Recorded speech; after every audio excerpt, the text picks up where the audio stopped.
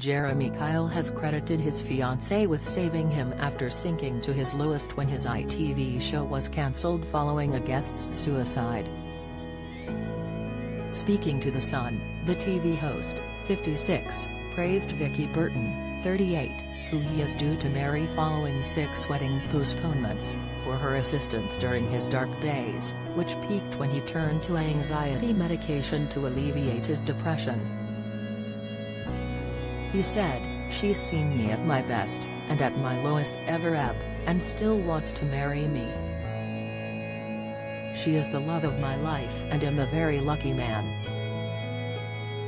Jeremy, who has 4 children from 2 previous marriage and a son, 20 months with Vicky, has been dating Vicky, his children's former nanny, since 2017 and became engaged the following February. Jeremy revealed that he spiraled into depression and had to take pills for anxiety after his show was cancelled following a guest's death.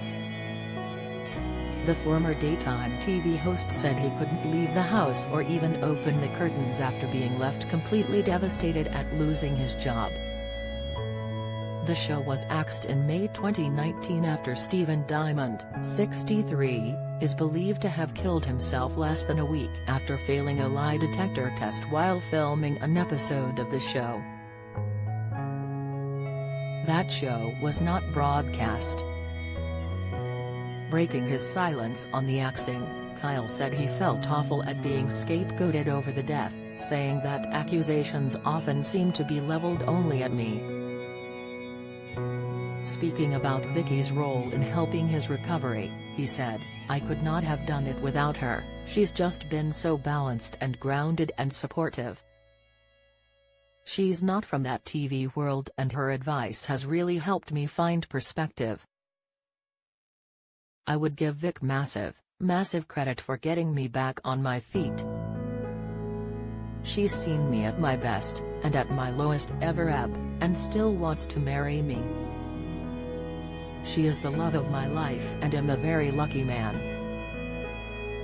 Speaking about the aftermath and how he was treated by fans and the public, he said, "I've felt hunted and made out to be responsible for everything that ever took place around that show. But I was just the face of it after losing his job on the Jeremy Kyle Show, which had been running since 2005, the star became depressed and completely demotivated. Every ounce of energy seemed to have gone and I just couldn't bring myself to leave the house or even open the curtains. I used to think get a grip when some celebrities talked about those sort of problems. But suddenly I realized firsthand you can't always do that. I never thought they would affect me like they did." Prior to the show's cancellation, Kyle had already suffered a series of professional and personal setbacks. In 2012 he was diagnosed with testicular cancer, before a year later losing his US version of the show.